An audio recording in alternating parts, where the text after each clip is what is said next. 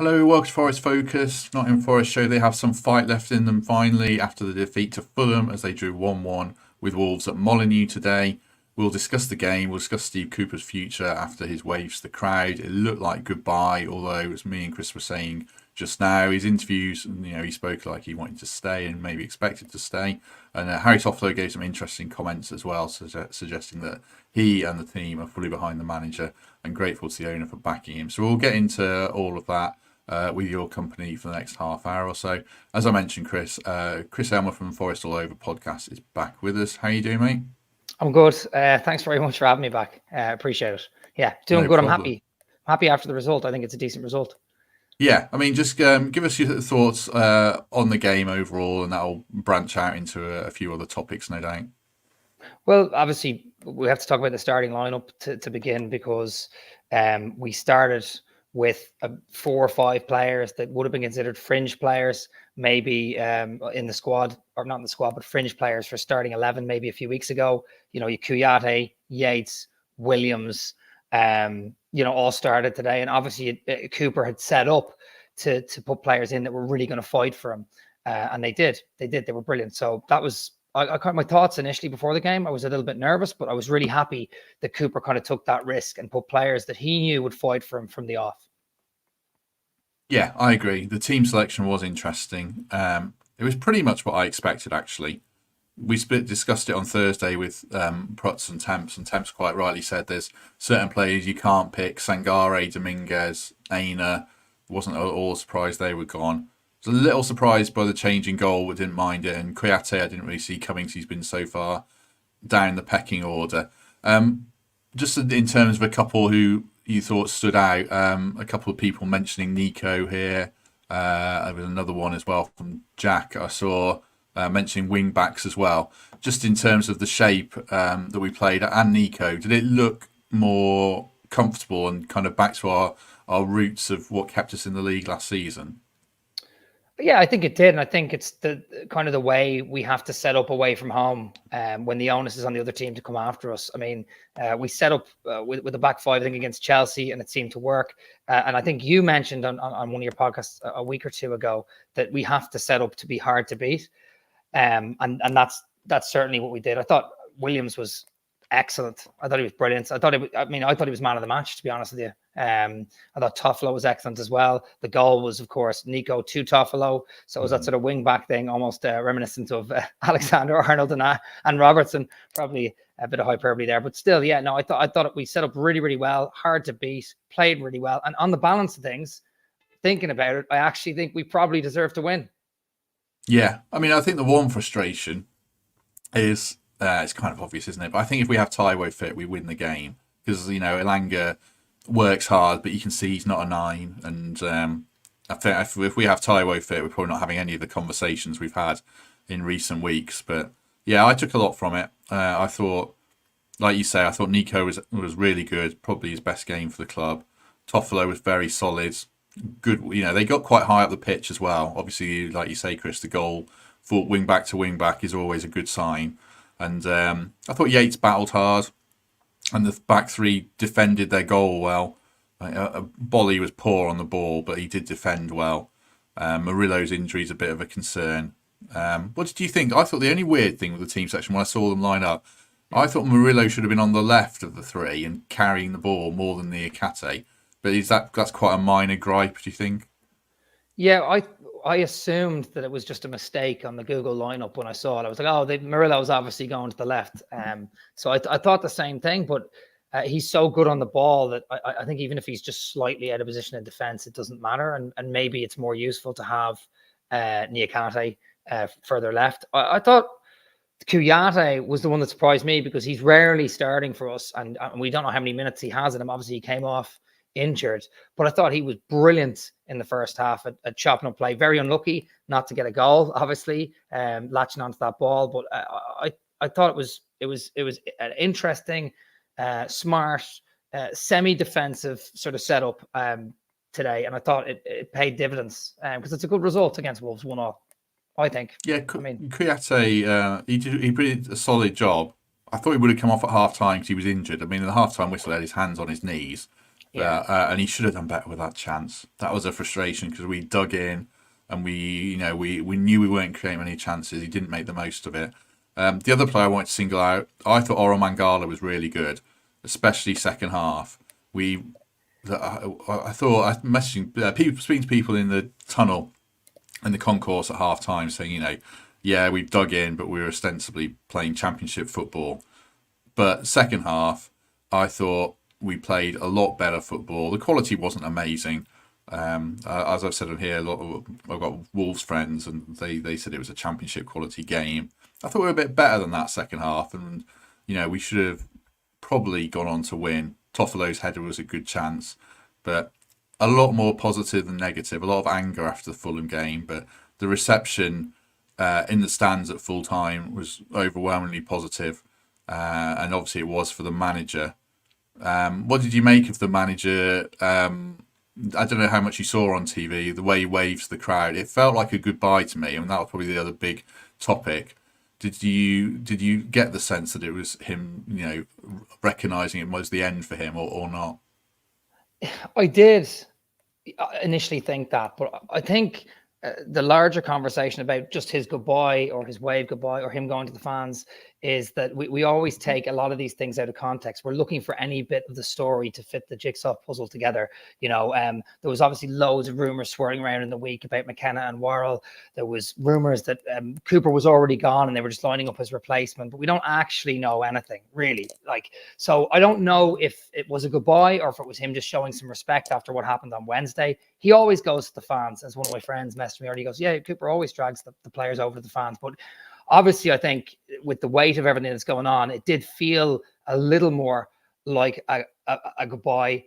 But I think, if we're to take everything that's written online or in the papers, wherever, it was said after the Fulham game that Cooper had one more game to prove himself. And on the balance of things, if that is to be true, this was his one more game. I think he did prove himself. I think he had a brilliant performance. We could have won the game. We had a host of chances. And yeah, I just hope it's not goodbye.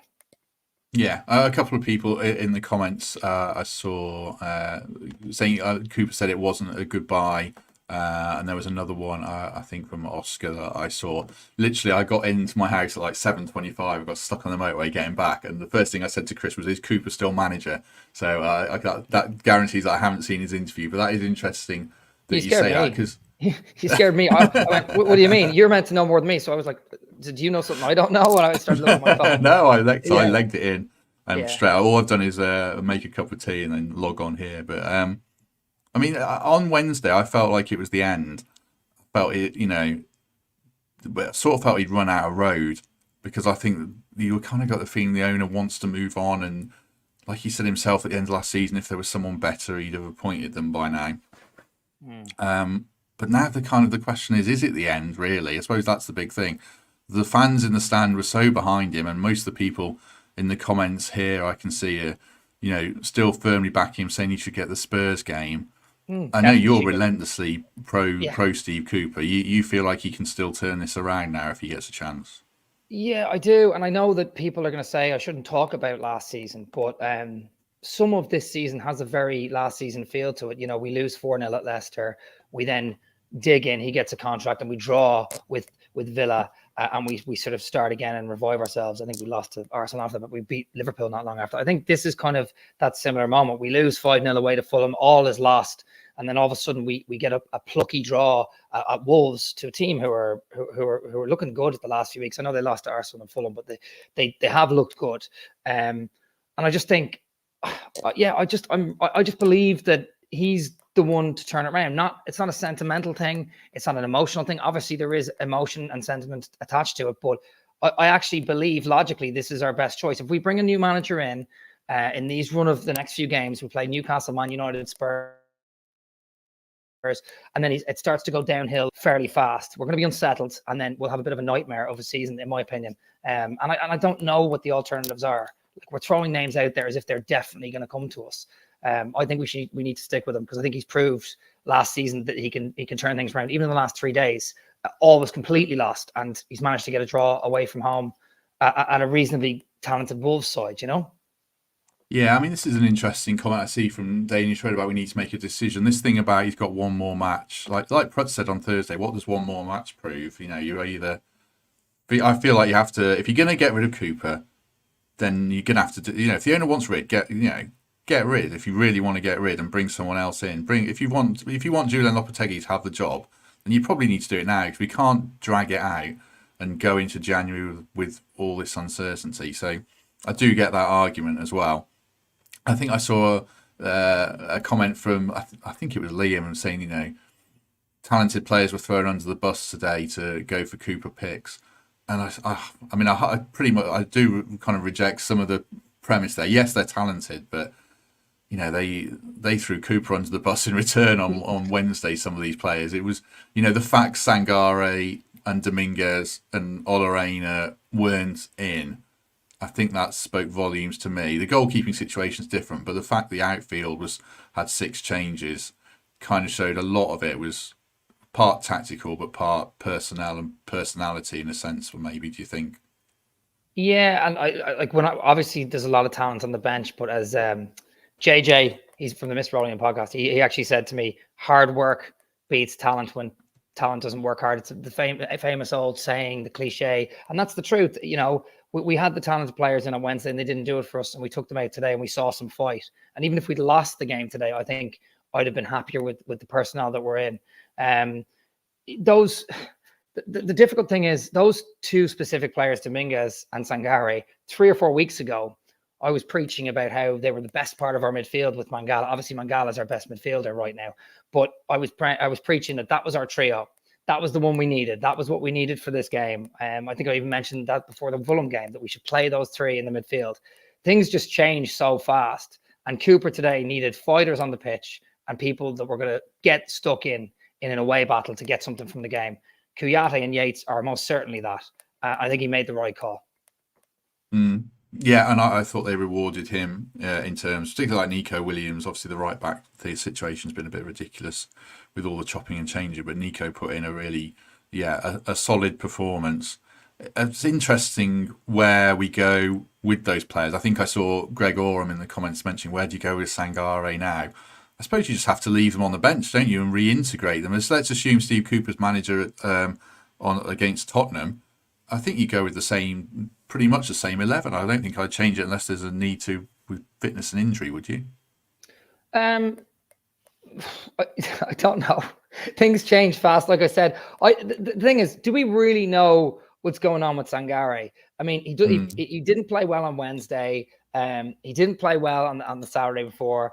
But do we really know? Like, has he lost confidence? I mean, are him and Steve Cooper having conversations where say, listen, we need you to be in this position more.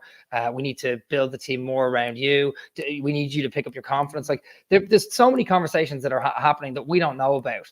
And Sangare could start on Friday and have a really good game. And then not all is forgiven, but some is forgiven. So I don't know. I like to think we could set up, obviously Mangala would start, but I like to think one of those 2 players could have a good week in training and come back and prove themselves to Cooper on Friday.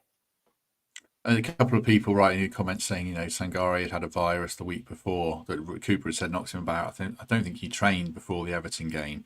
And also, I think, Chris, like Mark Southern said this last week around Sangare, you might get more out of him with 3 behind him, and we look a bit more secure, and you can let him bed into the Premier League more and not have to be that defensively dominant midfielder. I know people hate 3 at the back and hate us sitting deep, but I mean, I still think it's a matter of getting points on the board now, isn't it? Teams below us are getting points, and if 3 at the back is our best formation and it's a bit ugly, then for the moment, I suppose that's the way we've got to go, haven't we?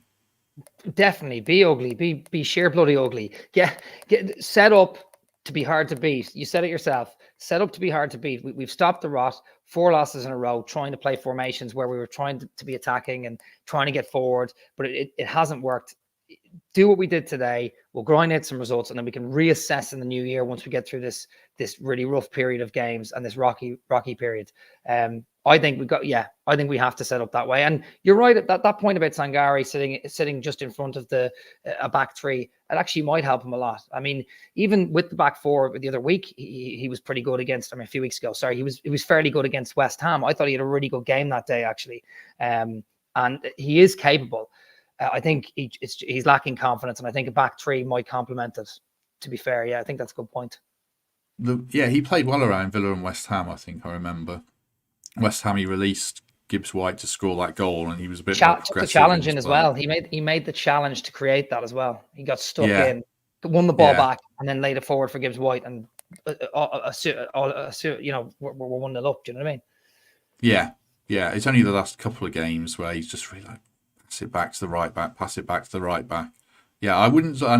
I was really annoyed at his performance the other day, but I wouldn't write him off. I wouldn't write any player off. I think you have to just reintegrate them at the right time, slowly. But you kind of wonder what the owner thinks about having millions and millions of pounds worth of players sat on his bench and the Greek first choice keeper binned off. I mean, what did you make of the choice to change goalie? I wanted Turner to start. That was I think I sent you my predicted 11 before the game, and it had Turner in it. I just think we needed a bit of passion. Turner's someone who's he's not going to down tools. He's been on the bench before with Arsenal. He's been through it, and then he's come in knowing his role, played well, and then got dropped, and his head's not dropped. And I think you need that kind of player. And I actually thought he had a really solid game. To be honest, I thought he read the game quite well. He didn't have any magnificent saves, but he read the game quite well. I think we kind of needed that because. And sometimes it's good to pull players out who've conceded a few goals. You know what I mean? It's good to pull Vlachodimos out. It's good to pull Sangaria. It's good to pull Dominguez out when they've had some bad games. Just take them out and not necessarily protect them, but you know what I mean? It's good to take players out of the team when they're a little bit off form, and then they can come back fighting in a couple of game weeks' time. Yeah, I mean, this sums up this year's for me. Like, I mean, I said this to my mate in the car, who's a Wolves fan, who's asking me about the team, and I had a deal with him pre-match. Like, Vlachodimos is the only keeper I can remember who's played a consistent run of games for Forest. Barely made a save, but barely made a rick either. He's just been there. I know, like, people don't like XG, but the XG he should have conceded in the time he's played is 4.5, and he's conceded 9 goals. So you can sort of see why the change was made in that sense, can't you? Yeah, I can. I do think that's more to do with our defense. And I mean, that's an obvious statement for me to make, but I don't think Turner or Odysseus have been particularly bad or particularly brilliant. I think they both do a reasonably good job. I think it's just sometimes you need to switch up a personnel to get some fight in the team. And I felt like his head would have been dropped as well. He's after conceding what? 9 goals in 3 games or something. I don't know. Like, is it 9 goals in 3 games? So his head. Yeah, exactly. It's good to have someone who's got a bit of confidence or who's fighting for their place in Turner. Someone's just written Turner as number 1 in there. I see that. Yeah. I don't know. I don't know who our number 1 is, but I think it was a good choice today to put him in.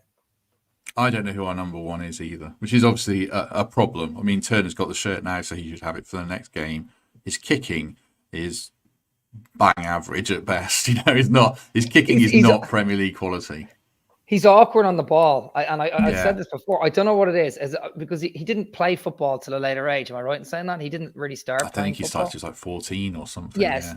So as if you play football, right, as a kid, you learn technique younger, and then you work on it, and then when you're older, you play for teams or whatever. With him, he didn't. So yeah, I'm always worried when he's on the ball. I'm always like, oh gosh, he's gonna. Even when he has a first touch pass as well, I'm like, oh no, please. But no, it seems to work out. Apart from, of course, that Liverpool game, which was just one big mistake. But yeah, I don't know. I think you got to give him the shirt for the next game. Definitely, you have to. Yeah, I agree. Neither of them command their box massively, and Vlachodimos is probably a bit better with his feet, but.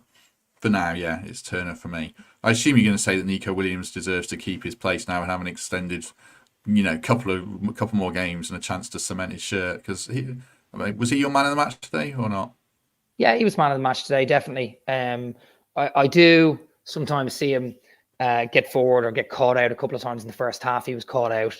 And I wonder, who's he going to be competing against with Spurs? It's not going to be Brennan, is it? Brennan will be the other side. Yeah. So no, Brennan plays on the left, Kulusevski on the right for them. Oh, okay. Well, then in that case, that'll be an interesting battle, and maybe because Nico knows Brennan, it might be a good choice to put him in. But yeah, I think play him again. Play the players that are going to fight, and he fought today. He was man of the match. Play him again.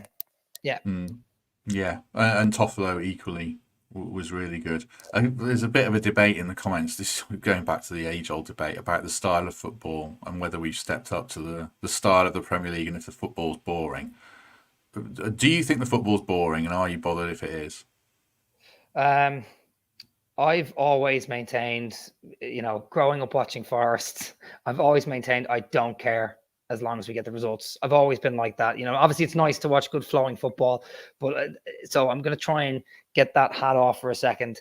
Yeah, like we should be playing better football, but it is our second season in the Premier League, and not to harp back to comparisons again like Leeds, we need to be careful and just focus on grinding out results and keeping ourselves in there the next couple of years, and then we can build. The football is boring, but there's been so many changes of personnel. It's hard to create an identity and play a certain way that's going to, I don't know, light up the stands on a Friday night. But I think I just don't. I'm sorry, I don't care. I just want the results. I know it sounds bad. I don't care. I care about the question. I just don't care about whether it's good or bad. As long as we get points on the board, I don't care. Yeah, and I suppose we obviously have struggled to get points on the board, but the question is, over the season, will we get enough points? And I mean, for me, talk of finishing top 10 is gone and irrelevant, really. I mean, maybe we could, but I don't see it. I mean, I'm back to being 17th is all that matters to me. I know that's really negative, but you see Sheffield United won today, Burnley got a draw, Luton pushed Arsenal. They're adapting to the Premier League. So, let's not run before we can walk. Let's just make sure we stay in the Premier League. And Bournemouth beating Man United 3-0. It's a bit of an awakening, isn't it? That, if we can dig out points, then fair enough for me. Yeah, a lot of these teams are picking up results. Bournemouth have won. I think Bournemouth haven't lost in 5 Premier League games. I think they've won 4 out of 5 Premier League games. Home to Newcastle, away to Man United today. So I think they're going to be safe just because they seem to go on. Have gone on a little bit of a run, and I think they can probably do that again. Although I was 5 games ago they were second from bottom of the league. So we do have to look at this realistically and say, look, 17th is fine. It is fine. Like, what's the difference between 15th and 17th? 2 places and a few million quid. Like 17th is fine. I like Everton look like they've turned their season around even with the 10-point deduction. I think we need to just pick up results. It's going to sound negative as well. Just get to that 35-40 again, and just build on into next season. We desperately need consistency over a long period of time in order to climb the table. I think 17th is fine as well. Yeah. So, 17th is like the bottom of fine, isn't it? I mean, we'd love to finish a bit higher. And I think the owner expects to finish higher. But it's like Protz was saying on Thursday about being realistic and incrementally improving. The frustration of the owner, understandably, is you spend 200 million quid, you don't expect to be 1 place and 3 points higher. You expect to be significantly higher. But then every Premier League team's got, pretty good players in it. The question is, can we finish a bit higher? That's one for the future. I mean, looking more immediately now with Spurs. Spurs are playing Newcastle tomorrow, which will kind of influence the conversation through the week. But they're on a sticky run of form themselves. They've got a lot of injuries. Obviously, Romero's back in the squad, but they're still without Van der Ven, and Bentancur's gone again, and Maddison. Can you see us coming off this game and getting something against Spurs? Maybe not a win. Well, maybe a win, but get a point at least against Spurs on Friday night. Well, they're on the same run of form that we are. They've lost 4 and drawn 1 in the last 5 games. They've got so many personnel. They've got very talented forwards. Son, Kulusevski, Brennan, as we know. But their defense is less. I know Romero, is he back in? Romero, he's back. Yeah, but he scored. They've been struggling. Yeah. So I don't know. I think we definitely have an opportunity, and I think we have an opportunity to get our home form back on Friday. But the expectation shouldn't be we have to beat Spurs. It should be right. Let's just try and dig in a good performance and get a result, be it a point or three, because they are a good team even without Madison, and they are a very dangerous side. But I think we have a good chance of giving it a good go. Let me break off for a minute because I forgot in the rush getting back here and legging up the stairs to plug our sponsor. So I should do that as ever and say thanks to the Trent Navigation. They're doing an offer that you will absolutely love, Chris. England at the Euros, you can get discount tickets. Obviously, if you're not going to tournament and you want to, as a proud Irishman, you've got absolutely no interest in this at all. So I'll put it back up. You can get tickets to the group games, 3 for the price of 2. It's Serbia on June the 16th, Denmark on June the 20th, Slovenia on June the 25th. The link to get your tickets discounted is in the comments for the video, and I'll put it in the audio link as well. Are you coming over for that, Chris? No, I won't be. I won't be going anywhere because Ireland won't be in the tournament because we had a drastic, horrendous run for the last 2 years. So yeah, no. But yeah, good luck to anyone who wants to go watch this in the Euros. There's probably a few Irish watching. We're grateful for their sport, obviously. A lot of Irish fans. Well, not the night for it, but I'll get you to tell me for its origin story at some point. A lot of the time, we've come away from games and said, 2 points dropped, we've blown it. Obviously, we led in this one. It didn't feel like 2 points dropped to me. It felt like a point gained. But how did you view it? Definitely a point gained. I think, I can't remember, was it 30 minutes or something when they scored, 35 minutes when they scored their goal. I thought, here we go. Because they kind of carved us open for the goal. I think it was a nice little overlap and just ball passed into the back of the net. But no, I don't think so at all. I think we needed a goal. We hadn't scored in the last 2 games. And I think we were desperate to get a goal. And even though we scored early, I didn't think, we can hang on to the end. I did think Wolves would eventually get a goal. I thought they'd score more in the second half, to be honest. Which sounds negative, but I felt like we needed another one to get something from the game.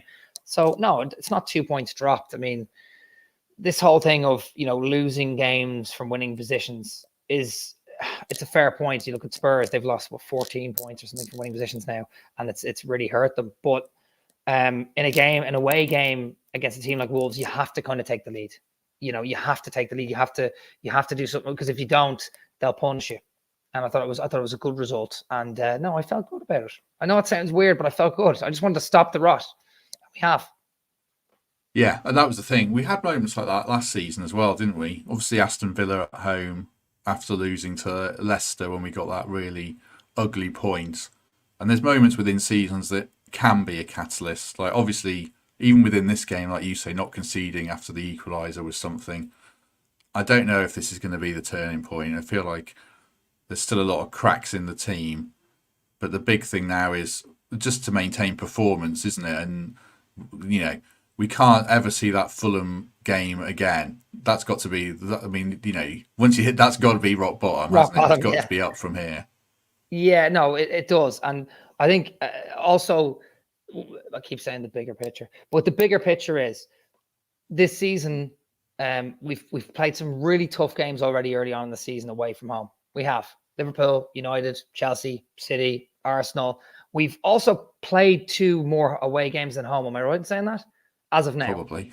I'll trust you. Yeah, I think we have.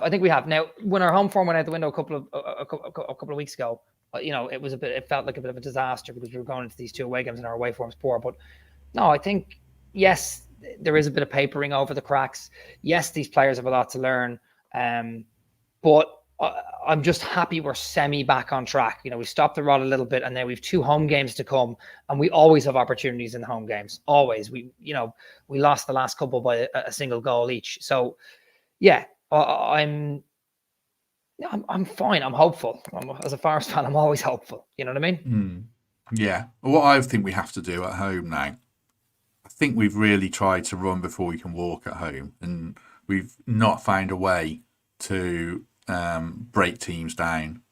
That's been a real weakness of ours. Like the Luton game was a bit different because we created a lot of chances, but Sheffield United and Burnley, we didn't perform at all well.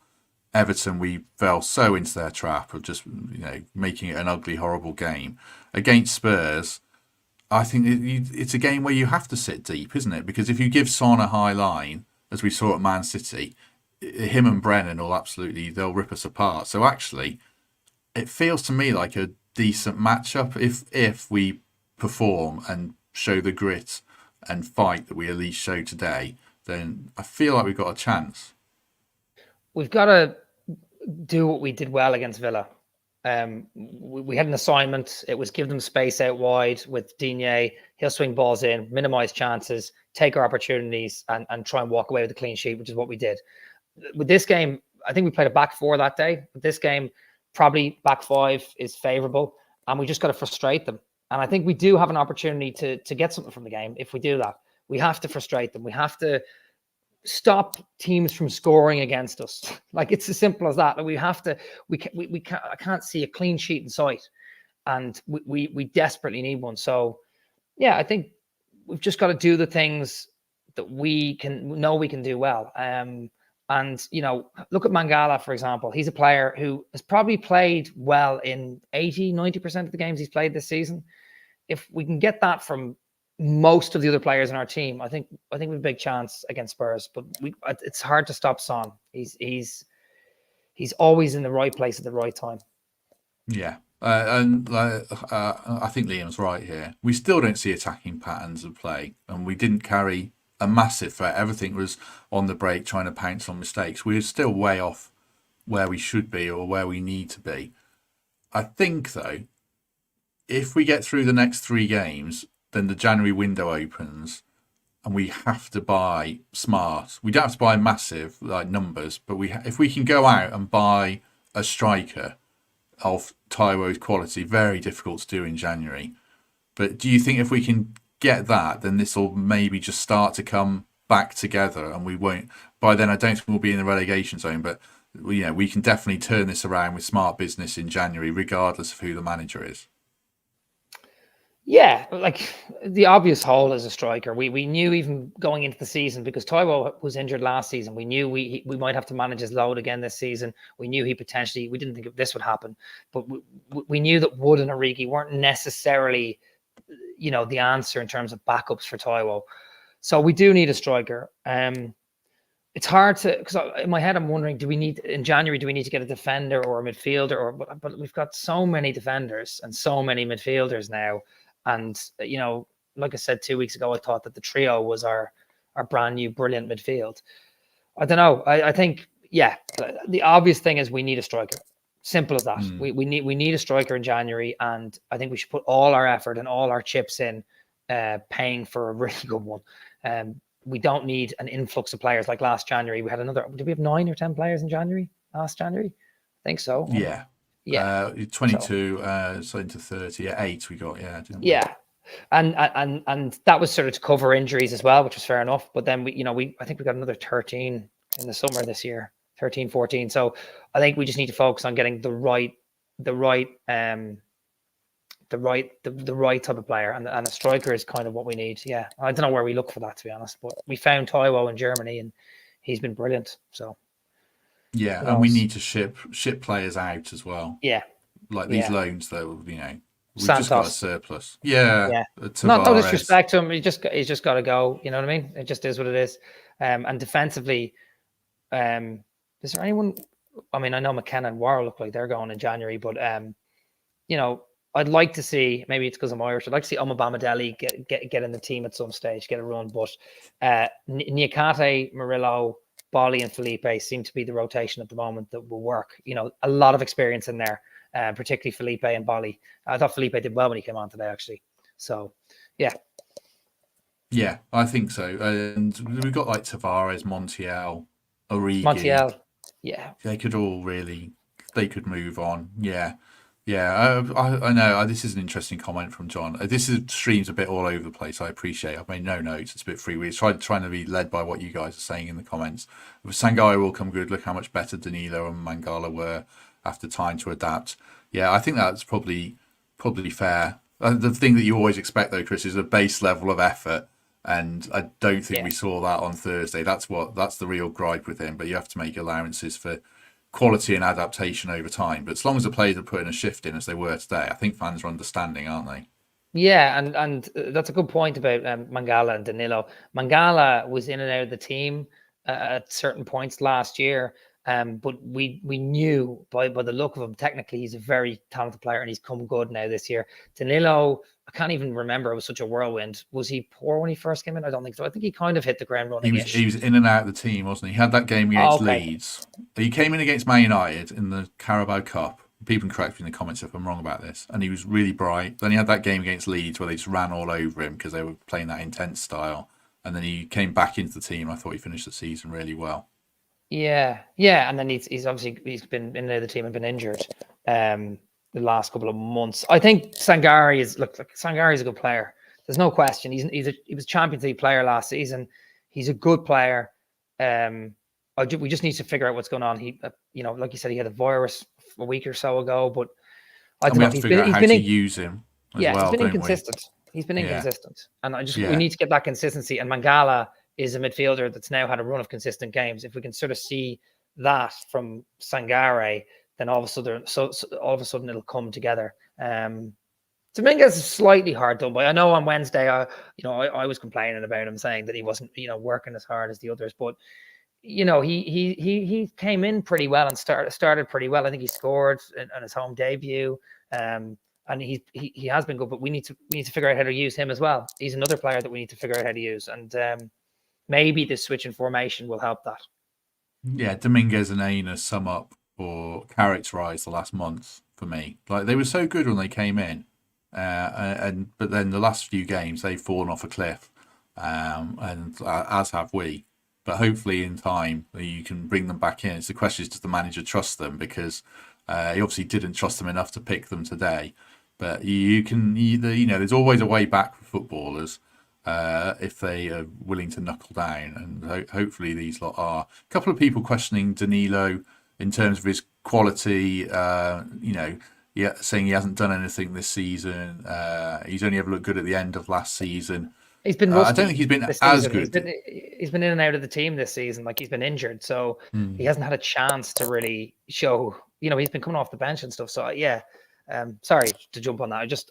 I think we need to give him a bit more time to bed back into the squad after being out. True. There are 500 people watching, which is great. Do us a favour, and if you can, like and subscribe. Hopefully my mic's not muted when I do this because I've done this video. So do us a favour and like and subscribe. I also spent about 2 hours trying to do one of those little videos that does a pop-up thing, but I couldn't get it to work with the software. So it's fascinating watching you start this whole thing and use technology. I think you had your daughter doing a TikTok for you the other day and stuff. Was that right? She gets does she get a video? She wanted 50p a video or something. I don't know, but she's probably better than both of us at technology. So oh yeah, she's better than me with it. Yeah, she set up the account and everything for me. So yeah, it'll be well worth a 50p a video, especially when you put 2 up this week, so I can afford £1 certainly. Any final thoughts before we move on, or just duck into a couple more comments from the questions? Anything in particular about what you want to see in the next week, apart from Steve Cooper still manager? I just want to see more fight, more of what we saw today. I think the Everton and Brighton games were really bad performances. They lacked a little bit of fight, but Wednesday was horrible. I don't want to see that ever again. And today we saw it. That's all I want to see. It's a bit of fight. I think Cooper will get the best out of the squad eventually. I think he will. But when players down tools like that on Wednesday, and that was a big game, we were all going into that thinking Cooper had to win that game. And he got hammered 5-0 and had to go drag the players over to the stands to apologize to the fans. I don't want to see that again. So I just want to see fight the next few games. They're not going to be easy games. Bournemouth are winning away from home now, all of a sudden, beating Palace and Man United back-to-back away from home. Spurs, they're a tricky team. We didn't do particularly well against them last season. Man United, Newcastle, all these games coming up, they're not going to be easy. The final point I want to leave it on is, this is one of those points in the season where we really need to come together, not only as a fan base, but as a fan base, we need to come together. We can't be divisive because things will just hit rock bottom. Things will get toxic fast. We need to stick together, regardless of what happens with the manager.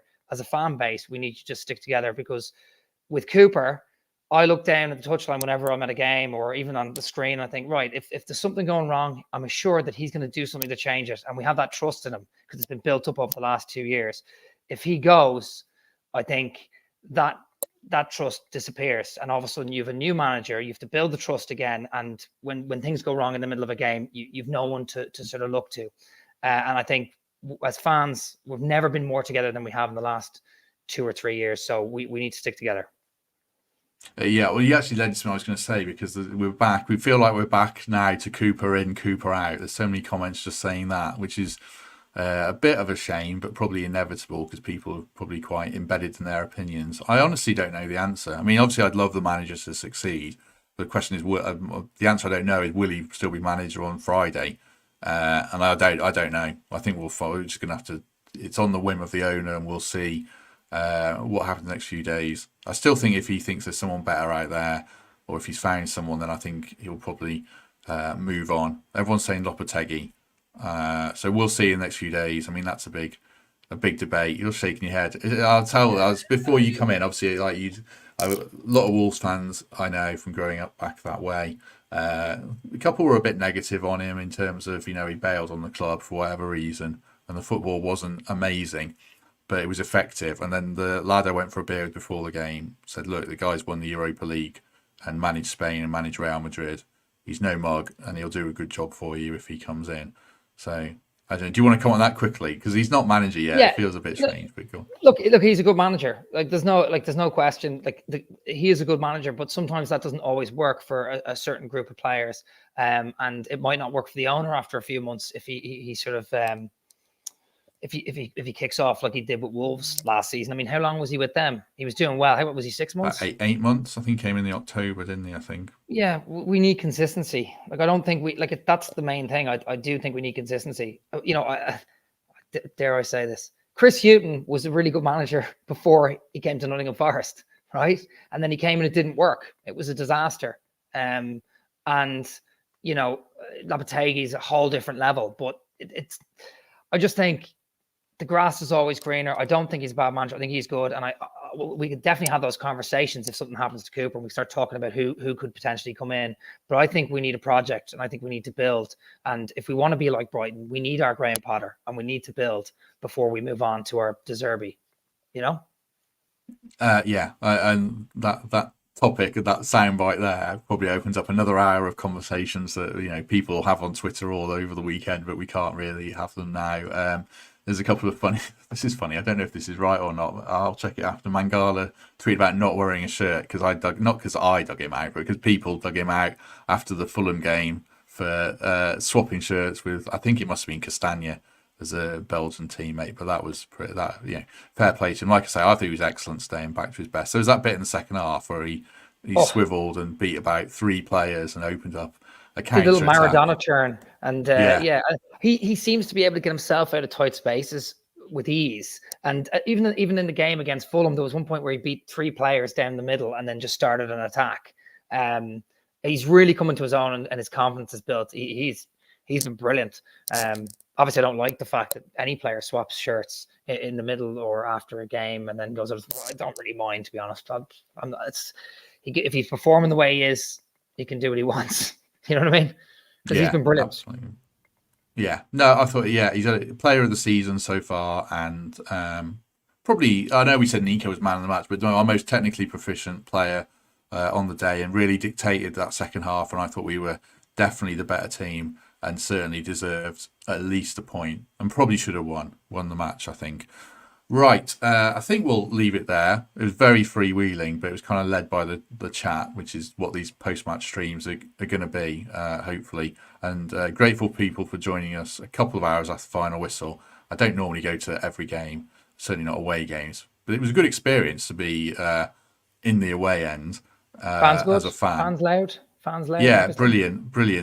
The only problem was, it was toxic on the pitch at Fulham. It was toxic off the pitch in the stand because someone behind me had an absolutely rotten gut. I don't know who it was, but it absolutely stank. That's a disaster. That's a shambles. Oh, I know. No. But no, away ends are great, aren't they? I was very lucky to go, and I won't go to any more because I don't want to take people's tickets. So I'm, pleased for that. But Yeah, great volume, great people around me. I'm not a massive chanter, but obviously I joined in being away. I can't get on board with the shouting back and forth with the Wolves fans, offering them out and commenting about doing whatever to their wives and daughters. I'm not really bothered about that personally, but it's good. It's a good experience, and if it was Cooper's last stand, then I was pleased to be there. Certainly. Yeah, no, it looked like, do you know what, the fans every week, the Forest fans are unbelievable. I know we talk about it all the time, but like they've just had a 5-0 drubbing to Fulham on Wednesday, and then they go to Molineux and they sing their hearts out, and they're singing Steve Cooper songs as well, which is just really nice to see. Yeah, no, it looks class even from here, just in a living room, sat down watching it. It looked really, really good. Yeah, and going out of the ground, they're still chanting for Cooper. They're like, the fans in the game, especially the away end, are 100. I'd say they're 100% behind Cooper, and at the home games, it still feels like they mostly are. I don't know. You can't put percentage on these things. Obviously, the internet fan base is split, and that's a different debate. It's interesting, but we'll see how it goes. We'll see what the next few days bring. We're back on Monday with Temps, Emily, and Fletch, and then Wednesday I'll do an interview with someone, TBC, and then Thursday match preview, and then Friday night we'll do another one of these streams. I think it's with Mark Southerns, who was unfortunate to get the Fulham game, but he'll be back for the Wolves game, the Spurs game, so hopefully it's better. A couple of people in the comments saying they came and spoke to me today, which was great. Dazzler, loads of it's nice, people come up to you and say hi. That's great. So yeah, very grateful for the support for everyone so far. Thanks for everyone in the comments as ever. Chris, thank you very much. No, thanks a million for having me again. And I just want to give one big shout out to the Toronto Trickies. When I was living over in Canada, they were where I watched most of the games. And they're having their Christmas party tonight. So at least they're not drowning their sorrows to a loss. They have a little bit to celebrate. So big shout out to the Toronto Trickies. Yeah, absolutely. Enjoy the next few days, everyone. Thanks for joining us tonight. See you on Monday. And like I say, if you can, do us a favour, like and subscribe. Leave us a good review on iTunes, anything like that, Spotify. Spread the word. It's been a great first week. And at least it's ended on a good note. A positive, a good performance, a good point. We could have won. And now we move on into next week. But like I say, have a good weekend, a good few days, and we shall see you soon.